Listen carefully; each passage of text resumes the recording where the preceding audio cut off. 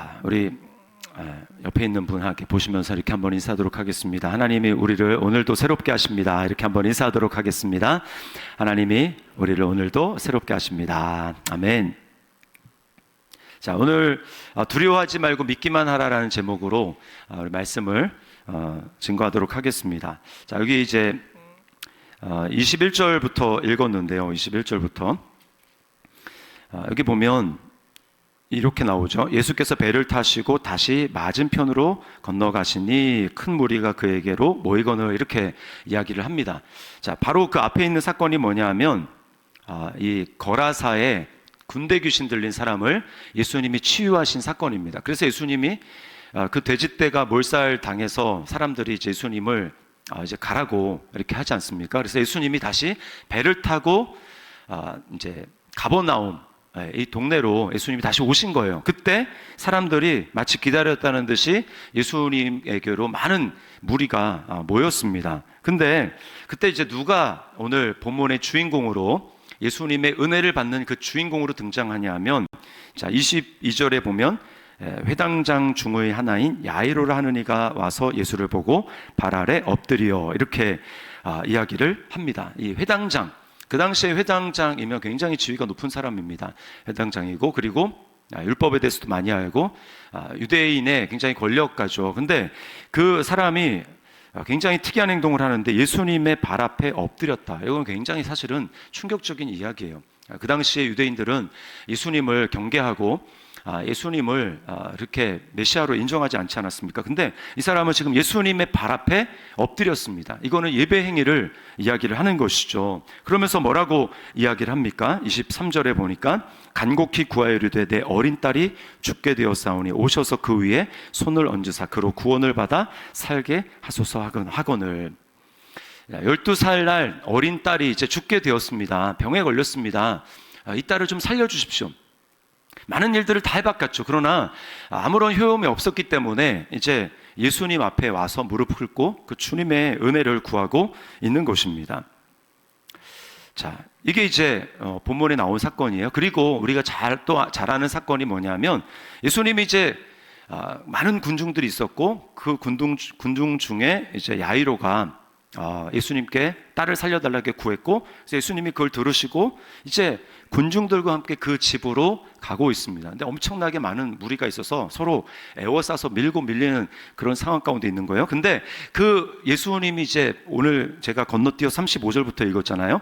그 사이에 뭐가 있었냐면, 그 사이에 우리가 지난번 제가 말씀을 드렸던 12해를 혈루증으로 앓는 그 여인의 이야기가 등장하는 것입니다. 예수님이 지금 야이로의 집으로 가는 중에, 그래서 그 병들어 죽게 된 그 딸을 손을 얹어서 치유하러 가시는 중에 지금 혈루병 걸린 여인이 그 많은 군중을 뚫고 와서 예수님 뒤에 옷자락에 옷을 만졌고 그리고 나음을 입었다는 말입니다. 입었어요.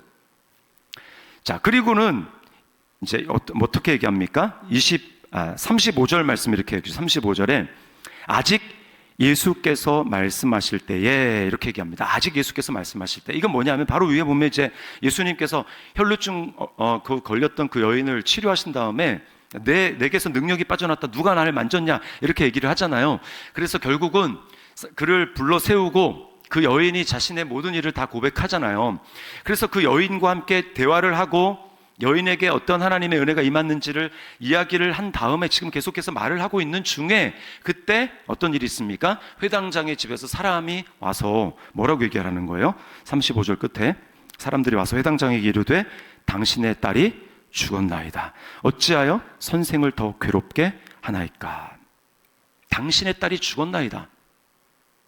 어찌하여 선생을 더 괴롭게 하나이까? 자, 딸이 죽었습니다. 근데 원래 야이로의 계획은 뭐예요?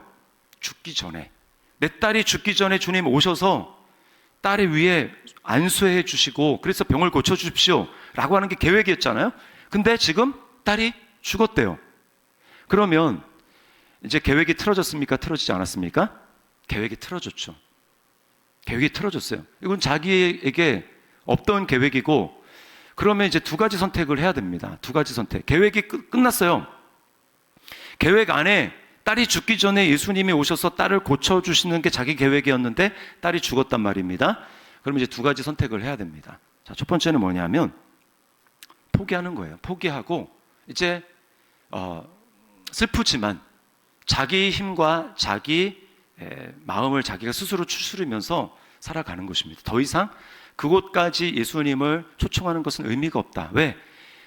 지금 이 야이로의 마음 가운데 어떤 것이 있습니까?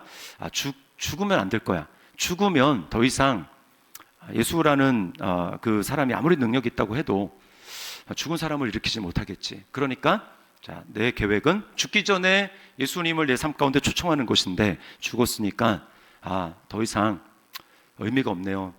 그래서 많은 사람이 지금 뭐라고 얘기합니까? 어찌하여 선생을 더 괴롭게 하나이까? 라고 이야기를 합니다. 이렇게 하는 거예요. 주님, 여기까지입니다.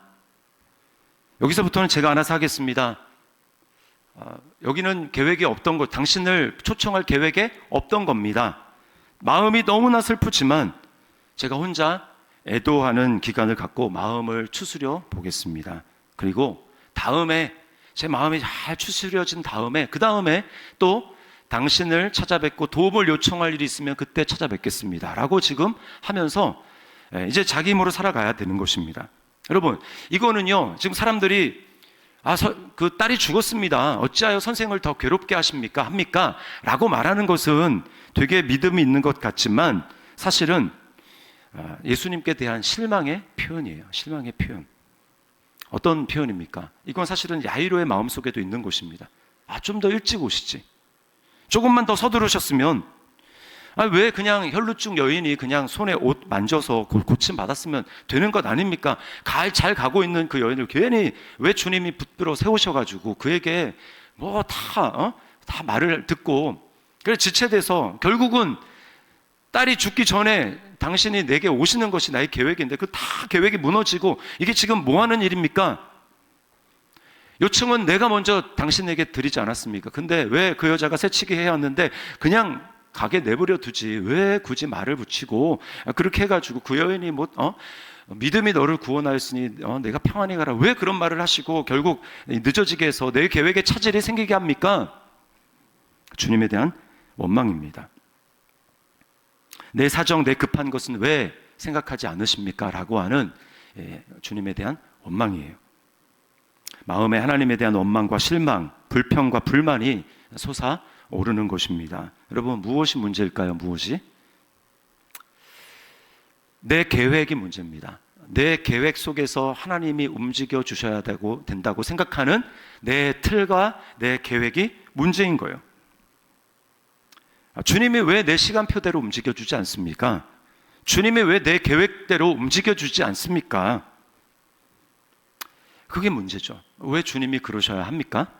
그리고 주님이라면서요.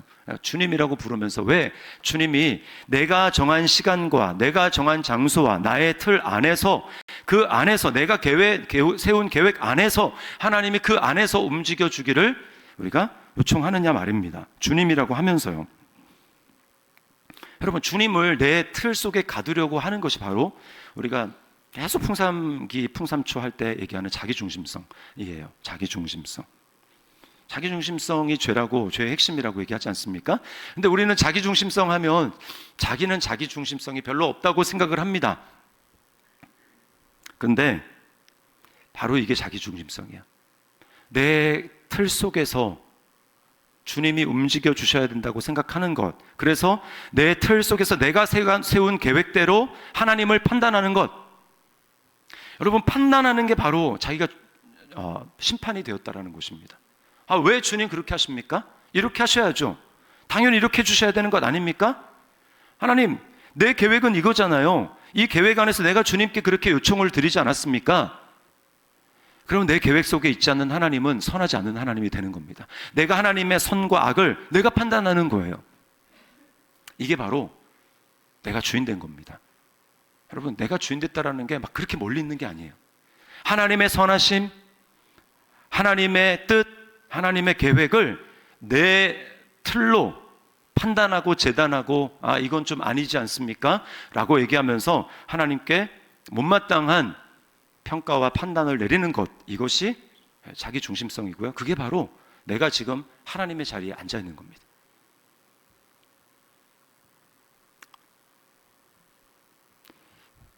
사람에 대해서도 마찬가지죠.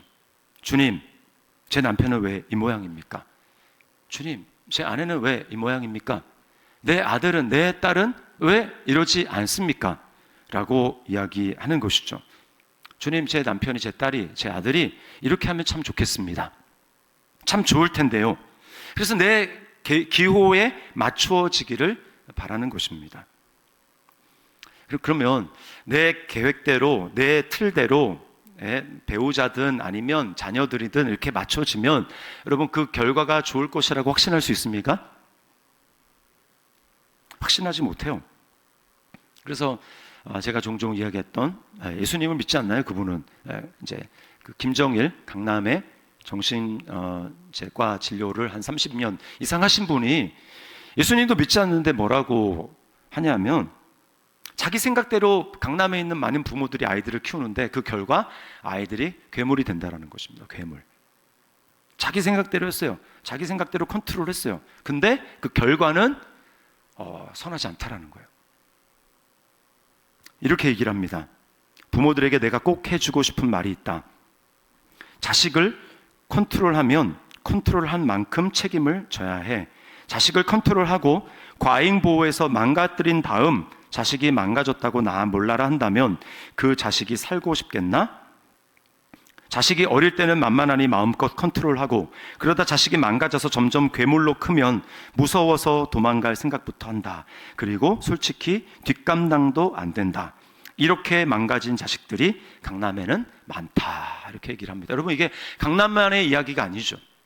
내 생각대로 내 계획대로 내가 자녀들을 이렇게 컨트롤해서 가지만 우리는 모릅니다. 우리는 모르기 때문에요. 내가 정말 이렇게 하는 것이 자녀에게 좋을지 최선일지 우리는 모르는 거예요. 자, 가능한 두 가지 선택 중에 한 가지는 이제 더 이상 주님을 내 계획이 무너졌기 때문에 내 삶 가운데 초청하지 않고 이제 주님 가십시오. 내 계획은 여기까지입니다. 당신이 내 계획에 여기까지 관여하는 것이었는데 이제 내 계획이 깨졌기 때문에 안녕히 가십시오. 이겁니다. 두 번째는 뭐냐? 내 틀을 깨고 주님의 틀에 나를 맞추는 것입니다. 주님을 신뢰하는 것이죠. 자, 죽기 전에 만약에 주님이 오시는 것이어서 내 딸을 고쳐주는 것이었는데, 자, 만약에 주님이 죽음까지도 통제할 수 있는 분이라면 어때요? 내가 세운 계획의 틀을 깨야죠.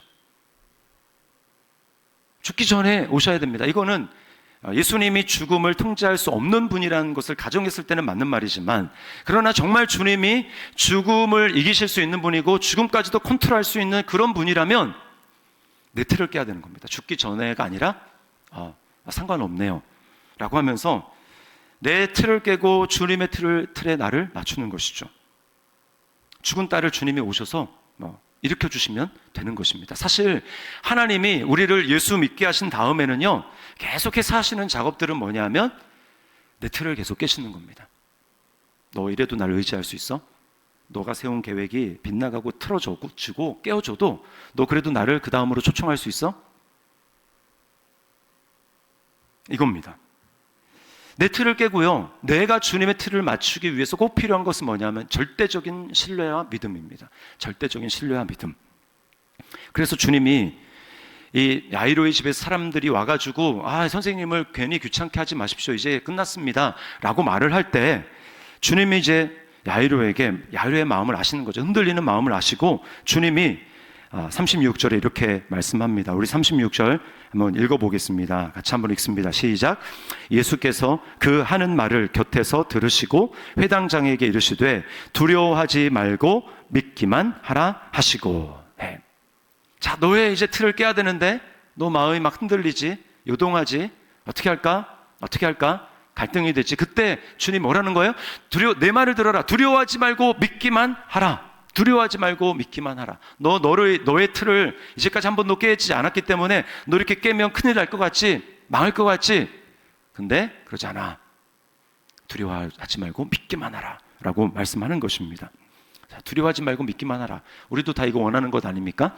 어떻게 하면 정말 두려워하지 않고 믿을 수 있을까? 어떻게 하면 정말 그 주님을 내 틀을 깨고 더 깊숙한 곳으로 초청해서 주님이 원하시고자 하는 그 뜻을 내 삶 가운데 이룰 수 있을까? 그러기 위해서요, 세 가지가 필요합니다. 제가 짧게 말씀을 드려요. 세 가지. 첫 번째는 부정적인 말을 멀리해야 합니다. 부정적인 말을. 자, 이 지금 보십시오. 예수님이 지금 의도적으로 그 말을 들으시고, 사람이 하는 말을 들으시고 지금 야이로에게 말하는 것이에요. 여러분, 두 가지 말이 있습니다. 하나는 부정적인 말이 있고 하나는 믿음의 말이 있어요. 늘 그렇습니다. 부정적인 말은 믿음의 말과 반대예요. 그래서 교회 안에 공동체도 보면 딱 두 부류입니다. 플러스끼리 만나고요, 마이너스끼리 만납니다. 플러스는 뭐예요? 믿음의 말을 하는 거죠. 하나님이 일하실 것에 대해서 이야기하고, 또 긍정적인 말을 하고, 소망의 말을 하고, 하나님이 일하실 것에 대해서 말을 하고, 그렇게 해서 사랑과 선행과 믿음을 격려해서 일으켜서 한 소망 가운데 나아가게 하는 그런 말들이 있는 반면에, 굉장히 믿음이 있는 것 같지만 그러나 마이너스의 말이 있어요. 근데 이상하게 똑같은 부류의 사람들끼리 만납니다. 그래서 그것이 공명하고 커집니다. 여러분, 분명히 아셔야 돼요. 세상의 말은 우리의 믿음을 무너뜨립니다. 굉장히 그럴듯한 말로 유혹을 해요. 현실적이 돼야 된다. 현실이 안 보이냐? 라고 하면서 팩트를 말한다고 하면서 결국은 어디로 갑니까? 팩트를 말하는데 우리는 그 팩트를 할 수 있는 능력이 없기 때문에 결국은 부정적인 것으로 가는 거예요. 현실을 이야기한다고 하면서 부정적으로 이야기를 하는 것입니다. 지금 딸이 죽었는데 왜 그렇게 합니까? 당신 좀 현실적이 되십시오. 현실이 안 보입니까? 현실을 외면하지 마세요라고 이야기를 합니다. 여러분, 사실만 이야기한다고 하지만 그 사실만 이야기하는 사람들의 계속 이야기를 듣다 보면 결국 우리는 부정적인 것으로 빠지게 되고요, 우리의 믿음은 힘을 잃어버립니다. 그렇기 때문에 여러분이 잘 보세요. 정말 어떤 사람과 또 어떤 말을 그렇게 계속 했을 때, 나눴을 때 내 안에 소망과 믿음이 점점 생기는가, 주님에 대한 사랑이 점점 생기는가, 아니면 오히려 믿음과 소망과 사랑이 없어지고 한숨과 원망과 불평의 말이 내 안에서 나오고 있는가? 그렇다면 그런 만남은 끊어야 됩니다. 만나면 안 돼요. 우리는 우리 자신을 과신해서는 안 됩니다. 우리는 듣는 대로 반응하게 되어 있어요. 듣는 대로. 내가 부정적인 말을 듣고 불신의 말을 듣고 그런 이야기들을 계속 하잖아요. 그러면 어느 순간에 우리가 자기장이 굉장히 중요하거든요. 내가 어떤 에너지를 우리는 분출하게 됩니다. 영적인 존재이기 때문에 우리는 늘 우리에게서 어떤 에너지가 분출하게 돼 있어요. 이거는 말하지 않아도 아는 거예요. 근데 하나님은 어떻게 어떤 사람을 통해서 역사하시는가? 하나님은 내 안에서 뭔가 긍정의 에너지, 그 다음에 믿음의 에너지가 방출되는 그 사람을 통해서 하나님의 역사가 일어납니다. 그래서 항상 기뻐하고 감사하라고 하는 이유가 거기에 있는 거예요. 감사하고 기뻐하고 찬송을 하고 그렇게 하는 순간 우리 안에 있는 어두움들이 물러가고 우리 안에 부정적인 것들이 있다가 그것이 기운이 바뀌어서 플러스 에너지가 방출이 되기 시작하는 것입니다. 그럴 때 하나님의 역사가 그 사람들을 통해서 일어나는 거예요. 그 전까지는요, 하나님이 하실 수 있는 일은 내게 있는, 내가 방출하고 있는 부정적인 어두움의 기운들을 하나님이 바꿔서 너 지금 잘못하고 있어, 너 거기서 돌이켜야 돼 라고 해서 내 안에서 기쁨과 평안과 감사의 에너지가 방출되도록 우리를 바꾸시기 전까지 하나님이 내 삶 가운데 할 수 있는 일은 아무것도 없습니다. 아무런 일도 일어나지 않을 거예요. 여러분, 하나님은 비합리적인 분이 아니라 초합리적인 분입니다. 비현실적인 분이 아니라 초현실적인 분이에요. 비상식적인 분이 아니라 초상식적인 분입니다. 상식으로 판단할 수 없어요. 그러므로 우리는 하나님께 대한 여지를 남겨두어야 합니다. 부정적인 말을 여러분 싹 끊어버리세요. 듣는 대로 반응하게 되어 있습니다. 듣는 대로 끼리끼리 공명하게 되어 있습니다. 자, 두 번째는 뭔가 믿음의 성도의 간증을 듣고 교제해야 합니다. 여러분, 지금 야이로는 원망하고 불평했을 수 있지만 사실 이 예수님이 두려워하지 말고 믿기만 하라라고 하는 그 말씀까지 가기 위해 필요한 건 뭐였냐면 바로 이 오는 길에 들었던 혈루증 여인의 믿음의 고백이었어요. 그가 어떻게 치유를 받았는지 들었잖아요. 그죠? 야, 내 예수라는 사람을 내가 아는 것보다 훨씬 더 대단한 분이구나. 어떻게 옷자락을 만지기만 하고 믿으면, 믿고 만지면 옷자락만 만져도 내 병이 고침받을 것이다라고 하는 그 믿음을 가지고 만졌더니 야, 고침을 받았네. 만약에 그 여인을 예수님이 불러 세우고 그 여인으로 하여금 고백하게 하고 거기 있는 많은 사람들을 통해서 그 여인과 예수님 사이에서 무슨 일이 있었는지를 선포하고 들려주지 않았다면 야이로도 몰랐겠죠. 그냥 그 여인과 예수님만 알았겠죠. 그러나 예수님께서는 그것을 그 여인에게 일어났던 하나님이 행하신 일들을 의도적으로 많은 사람들에게 드러내서 간증하게 하신 거예요.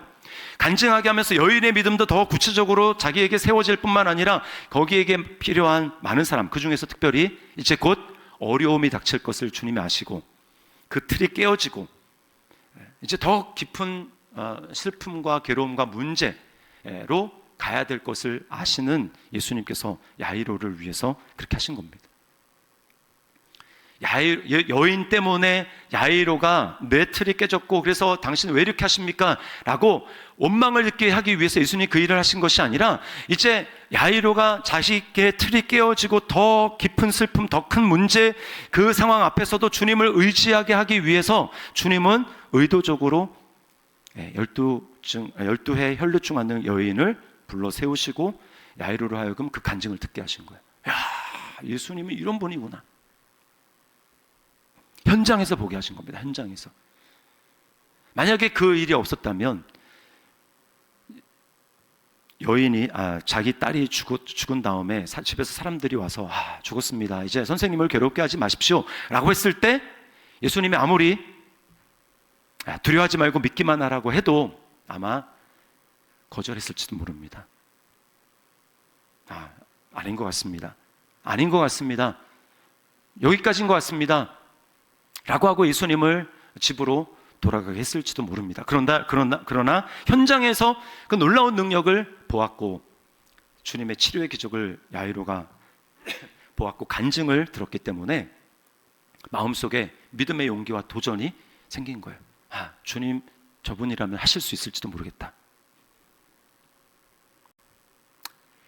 여러분, 다락방에서 우리가 간증을 나눠야 되는 이유가 여기에 있는 것입니다. 우리가 자꾸 간증을 나눠야 돼요. 간증을 나누고 하나님이 내게 행하신 일들에 대해서 주님이 얼마나 놀라우신 분이신지를 우리가 간증하고 나눌 때에 믿음이 없는 사람들은요, 성경 이야기가 잘 믿어지지 않아요. 저도 그랬던 것 같아요. 제 청소년 시절에 아버지가 목사님이지만 간증 테이프, 간증집 이런 부분 거를 많이 봤습니다. 그러면 성경을 볼 때는 왠지 이게 너무 멀어 보여요. 시대가 옛날 것 같고 굉장히 멀어 보여서 이게 내 삶 가운데 오는 데는 좀 한 단계 더 떨어져 있어요. 근데 지금 동시대를 살아있는 사람, 우리나라에 있는 사람, 그 사람이 하나님의 사랑과 은혜 그리고 하나님의 놀라운 기적을 경험한 일을 딱 들으면 다 동일시되는 거야. 저 사람 하는데 진짜 하나님은 지금도 살아계신 하나님이구나 라고 해서 그분이 간증을 통해서 하나님이 어떤 분이고 성경 구절을 인용하는 그것이 이렇게 마음에 이렇게 와닿게 됩니다. 그러면서 전에는 내게 들어오지 않았던 그 말씀인데 그 간증하는 분의 그 스토리를 통해서 어떤 구절을 딱 말하게 되면 그 성경 구절이 새롭게 나에게 다가와서 그게 막 믿어지고 그렇게 되는 거예요. 도전하게 되는 것입니다. 이 지금 야이로에게 일어난 일이 이런 것이었어요. 간증, 다락방에서 하나님의 살아계심, 하나님이 어떤 일을 행하셨는지, 과거에 그리고 지금 하나님이 어떤 일을 행하시고 계시는지에 대해서 계속해서 나누는 것입니다. 그리고 마지막 세 번째는 내가 하나님의 약속의 말씀을 듣고 그 말씀대로 행해야 되는 거예요. 말씀을 들어야 됩니다. 지금 야이로는 주의 말씀을 듣고 있습니다. 두려워하지 말고 믿기만 하라. 두려워하지 말고 믿기만 하라. 결국 여러분, 우리의 믿음을 세우는 것은 다른 데 있지 아니하고 하나님의 말씀인 것을 여러분 믿으시기를 바랍니다. 그래서 로마서 10장 17절 우리가 잘 아는 말씀 거기에 뭐라고 얘기합니까? 그러므로 믿음은 어디에서 나고? 들음에서. 믿음은 들음에서 나는 거예요. 뭘 들어야 됩니까? 부정적인 말을 들을 때 믿음이 생깁니까? 아니죠. 믿음은 들음에서 나며 들음은 뭘 들어야 됩니까? 그리스도의 말씀으로 말미암았느니라. 아멘. 믿음은 그리스도의 말씀을 계속해서 우리가 들을 때 그때 생기는 거예요. 계속 들어야 됩니다. 우리가 매일 큐티를 해야 됩니까? 왜 매일 우리가 하나님의 말씀을 봐야 됩니까? 세상의 소리에 아무리 뉴스를 듣고 뭐 유튜브 보고 그래도 거기에 믿음의 말이 하나도 없어요. 내 영혼을 소성시키고 내 영혼을 하나님 앞에로 이끌며 나아가는 그런 말이 하나도 없단 말입니다. 그러나 오직 주님의 말씀만 우리를 새롭게 하고 우리를 하나님 앞에 세우게 만들고 우리의 영혼을 소성하게 만들고 우리의 눈을 밝게 만들고 우리의 영혼을 기쁘게 만들고 하나님 앞에 믿음을 갖게 만드는 그런 능력이 있는 줄 믿습니다. 다른 건 아무것도 없어요. 특별히 우리가 거듭나서 하나님의 자녀가 되고 예수 그리스도와 연합했다면 여러분 우리 영혼의 양식은 다른 데 없습니다. 오직 진리이신 주님의 말씀, 그 복음의 말씀 외에는 우리의 영혼의 양식이 없는 것을 여러분 믿으시기를 바랍니다. 그러므로 여러분 믿으려면 말씀을 날마다 먹어야 되는 거예요. 날마다 내 틀을 깨고 내 합리성을 넘어서는 하나님의 믿음을 소유하기 위해서 그렇게 하는 것입니다. 그럴 때 성령님은 우리의 눈을 열어주시고요, 내가 지금 보이는 이 세상에 있지 않구나 라고 하는 것을 깨닫게 하는 거예요. 지난 7월 1, 2, 3 복음과 도시 이사 수련회를 갔다 왔잖아요. 그때 사실 제주도가 완전히 이제 내내 장마 기간이었어요. 근데 감사한 것은 이제 우리가 이동하거나 뭐 강의실 안에 있을 때는 바깥에 뭐 비가 잠깐 왔는지 모르겠는데 또 밥 먹으러 가거나 뭐 이럴 때 이제 바깥에 이제 출입을 해야 될 때는 비가 한 번도 오지 않았어요. 우산을 가지고 갔는데 혹시나 몰라서 가지고 갔는데 우산을 쓸 일이 한 번도 없었습니다. 그러면서 다들 참 신기하다. 그리고 끝나고 이제 그 마지막 날 그때만 이제 해가 쨍쨍 나는 그런 경험을 했습니다. 우리 하늘에는 이제 뭐 뭉게 구름이 피어 있었는데 그때 이제 비행기를 타고 돌아오는데요. 밑에서 봤을 때는 간간히 구름이 많다 보니까 해가 가렵니다. 해가 딱 가려지면 밑에서는 이제 갑자기 좀 어두워져요. 근데 이제 비행기를 타고 고도를 놓고 쭉 올라가는데 제 옆에 있던 이제 누군지 모르는 그 분인데 그 사람이 핸드폰을 가지고 바깥을 계속 이 동영상을 찍더라고요. 그래서 뭐예요 저렇게 동영상을 찍나 봤더니 바깥에가 완전히 그 운해라는 말 들어보셨죠? 운해. 구름바다. 완전 밑에가 안 보여요. 밑에 그 바다도 안 보이고 아무것도 안 보이고 그냥 밑에가 완전히 그냥 구름으로 다 덮였어요. 그리고 그 구름 위를 비행기가 날아가고 있습니다. 밑에서 봤으면 어떨까요? 해가 안 보이는 거죠. 근데 그 구름 위를 날아가니까 그 위에는 너무나 청명하고 맑고 해가 비치는 것을 볼 수 있어요. 여러분, 바로 우리에게 필요한 것이 이것입니다. 하나님의 진리의 말씀을 우리로 하여금 이 땅에서 그 하나님을 바라보면서 오늘도 먹구름이 졌네. 참 슬프다. 참 기분이 꿀꿀하다. 아침에 딱 먹구름 딱 보면 오늘도 날씨가 참 쾌청하지 않네. 기분이 꿀꿀하다. 여러분 이게 우리가 할 수 있는 눈에 보이는 현실만을 가지고 할 수 있는 반응이죠. 그러나 주님의 진리의 말씀을 가지고 우리가 주님과 함께 날아올라서 믿음으로 반응하게 될 때는 어떻습니까? 우리가 이 땅에서 하나님을 보는 것이 아니라 뚫고 들어가서 하늘에서 오히려 하나님을 보는 것이죠. 그리고 이 땅을 내려보는 것입니다. 우리는 이런 존재예요. 그리고 그렇게 하시는 하나님의 말씀만이 우리를 새롭게 하는 능력이 되는 줄 믿습니다. 비로소 이 야이로가 그런 믿음을 가지고 이제 자기 틀을 깨고 주님, 제 삶 가운데 한 번도 그렇게 한 적은 없지만 주님을 제 삶 가운데 초청합니다. 저의 깊은 슬픔 가운데 이것은 당신이 할 수 없다고 생각한 그것까지 주님을 초청합니다 라고 합니다. 여러분은 무엇을 보기를 원합니까? 이 땅에서 하늘을 보기를 원합니까? 아니면 하늘에서 주님과 함께 이 땅을 내려보기를 원하십니까? 이건 온전히 우리의 믿음의 선택이에요. 그래서 어떤 말을 하는 자가 되기를 원합니까? 절망과 원망과 탄식입니까? 이 땅에서 그 하늘을 바라보면서. 아니면 주님과 함께 주님의 손을 붙들고 하늘에서 이 땅을 내려다보면서 소망과 감사와 감탄의 말을 할 것입니까? 자, 오늘 보세요. 이제 주님이 이제 집에 들어가십니다. 38절을 보니까 이렇게 얘기하죠. 회당장의 집에 함께 가사 떠드는 것과 사람들이 울며 심히 통곡함을 보시고. 여러분, 이것이 믿음 없는 사람들의 모습입니다. 그 현실만 보는 거예요. 통곡하고 떠드는 그런 모습들. 그러나 주님이 뭐라고 말씀합니까? 39절에 들어가서 그들에게 이르시되, 자 같이 읽습니다. 너희가 어찌하여 떠들며 우느냐? 이 아이가 죽은 것이 아니라 잔다 하시니. 아멘. 이게 바로 믿음의 시선입니다. 주님과 함께 갔더니 주님은 뭐라고 말씀하시는 거야? 죽은 게 아니라 자는 거다라고 말씀합니다. 그랬더니 40절에 어때요? 그들이 비웃더라. 여러분, 우리가 주님을 내 삶 가운데 더 깊이 초청하게 될 때 사람들의 비웃음을 감내해야 됩니다. 그 사람들의 비웃음과 함께 어쩌면 내 속에서도 그 비웃음이야. 지금 내가 좀 미친 게 아닐까? 내가 정말 정신이 어떻게 된 거 아닐까? 내가 감정으로 이거 너무 미친 짓 하는 것 아닐까? 이런 비웃음의 소리가 들릴지도 몰라요. 그러나 그것을 이겨내야 합니다. 자, 그리고 주님 어떻게 하십니까? 그들이 비웃더라. 예수께서 그들을 다 내보내신 후에, 부정적으로 얘기하는 사람들 다 내보내셨어요. 내보내신 후에 아이의 부모와 또 자기와 함께한 자들을 데리시고 아이 있는 곳에 들어가사. 41절 우리 같이 한번 읽습니다. 그 아이의 손을 잡고 이르시되 달리다굼 하시니, 번역하면 곧 내가 네게 말하노니 소녀야 일어나라 하심이라. 아멘. 달리다굼. 놀라운 기적이 일어난 것입니다. 그 아이의 손을 붙잡고 달리다굼 하면서 일으켰더니 죽어있던 그 딸이, 그 아이가, 소녀가 일어나게 되는 거예요. 여러분, 이것이 바로 저와 여러분의 영혼 가운데 일어난 일인 것을 여러분 믿으시기를 바랍니다.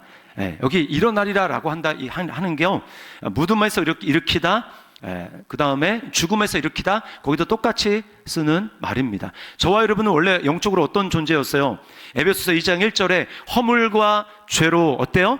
죽었던 너희를. 우리가 죽어 있었어요. 아무것도 하지 못하고 하나님께 대해서 어떠한 반응도 하지 못한 채로 이 소녀와 같이 누워있는 죽어있는 자였습니다. 그런데 그렇게 하나님에 대해서 죽어 있어서 아무것도 반응할 수 없는 저와 여러분들을 위해서 주님이 우리를 대신해서 십자가에서 우리의 죄와 허물을 주님께로 다 옮겨 가시고, 그리고 주님이 십자가에서 죽으셨어요. 그리고 주님은 성령의 능력으로 말미암아 무덤에서 일어나실 때 믿는 자들의, 앞으로 믿는 자들, 주님께는 과거와 현재와 미래가 동일하기 때문에 주님이 일어나실 때 저와 여러분의 손을 붙들고 우리를 같이 무덤, 죽음에서, 죄에서, 사망에서 우리를 일으켜 세우신 줄 믿습니다. 그래서 달리다굼은 이 소녀에게만 일어난 것이 아니라 우리에게 일어나는 거예요. 죽음에서 일어나라, 그 자리에서 일어나라, 생명으로 일어나라 라고 주님이 우리에게 말씀하시며 우리를 일으켰어요. 그래서 에베소서 말씀에 뭐라고 얘기합니까? 너희가 은혜로 구원받은 것이라 라고 얘기하면서 그리스도께서 우리를 그리스도와 함께 어떻게 해요? 일으키사, 함께 일으키시고 그리고 함께 하늘에 앉히셨습니다. 여러분, 우리가 예수 그리스도와 함께 하늘에 앉힌 자가 되었기 때문에 이제는 우리는 예수님과 분리된 존재가 아니라 그 예수님의 부활의 능력이 우리 안에 있고, 예수님의, 하나님이 약속하신 그 모든 말씀이 예수님에게 그대로 실현된 것과 마찬가지로 내 삶 가운데 어떠한 어려움이 있다 할지라도 그 주님의 손을 붙들고 그리스도 안에 있는 그 믿음을 가지고 하나님의 약속을 믿음으로 선포하며 하나님 앞에 기도하며 나갈 때, 여러분, 우리 삶 가운데 달리다굼의 기적의 역사, 우리 삶 가운데 놀라운 내 틀을 깨고 내 삶 가운데 더 깊이 들어와 하나님의 살아계신 증거를 보여주시는 그런 역사가 일어나게 될 줄 믿습니다. 여러분, 우리는 그런 존재로 부름받은 거예요. 우리는 하나님 나라를 정복해서 들어가야 합니다. 예수 믿고 하나님이 우리를 그냥 구원받았으니까 나 앞으로 죽으면 천국 가겠지, 그러라고 하나님 우리를 예수 믿게 하신 게 아니고요. 전에는 내가 요 정도까지밖에 예수님을 의지하지 않았는데 주님은 이제 우리를 어떻게 원하시냐면 더 깊은 곳으로, 그리고 더 깊은 곳으로 주님은 들어와서 내 틀을 깨고 주님의 틀에 나를 맞추며 그 안에서 하나님이 역사가 일어나고 슬퍼하고 비웃고 또 떠들고 그래서 원망 가운데 슬픔 가운데 잠겨있는 채로 남겨두었던 그 영역에 주님을 초청해서 하나님의 치유 역사가 내 삶 가운데 더 깊이 일어나서 주님을 더 깊이 누리기를 원하십니다. 여러분, 이것이 바로 하나님 나라를 침노에 들어가는 거예요. 세례 요한의 때로부터 천국은 지금까지 침노를 당하나니 침노하는 자는 빼앗느니라. 어떤 사람은 그냥 하나님 나라의 그 땅끝만 밟은 채로, 그 경계선만 밟은 채로 그냥 구원의 턱걸이만 하는 사람이 있고, 어떤 사람은 더 깊이 더 깊이 더 깊이 더 깊이 더 넓게 더 넓게 더 넓게 내 삶의 영역에 주님을 초청해서 달리다곰의 기적이 일어나, 전에는 불가능한 것이었는데 이제는 예수 그리스도와 함께 내 삶이 이것이 가능해졌구나 라고 하는 것을 주님이 원하시는 거예요. 평생 우리가 주님 앞에 일하다가 가는 거예요. 이것이 영적인 전쟁입니다. 가나안 땅을 정복해 나가야 되는 이스라엘 백성들처럼 정복하지 않으면 그것이 우리 주변에서 내 삶 주변에서 너희 옆구리에 가시가 되리라고 주님 말씀하셨잖아요. 쫓아내지 않으면 하나님 나라 그 가나안 땅에 들어갔어도 계속해서 괴로움과 슬픔이 우리를 지배하게 됩니다. 그래서 쫓아내야 되는 거예요. 사람들이 슬퍼하고 이건 주님도 할 수 없다라고 생각하면서 여기까지야, 주님 여기까지입니다 라고 하며 예수님을 내 삶 가운데 더 깊이 초청하지 않는 것 때문에 하나님 나라를 누리지 못하는 그 영역에 여러분들은 주님을 내 삶 가운데 불가능이 없는 영역으로 더 깊이 들어오게 하셔서 내 삶 가운데 누려지지 않았던 하나님 나라가 예수 그리스도와 함께 누려지는 하나님의 기적의 역사가 내 삶 가운데 지금도 매일매일 그 하나님의 기적을 경험하며 하나님을 증거하는 저와 여러분의 삶이 될 수 있기를 주님의 이름으로 축원합니다.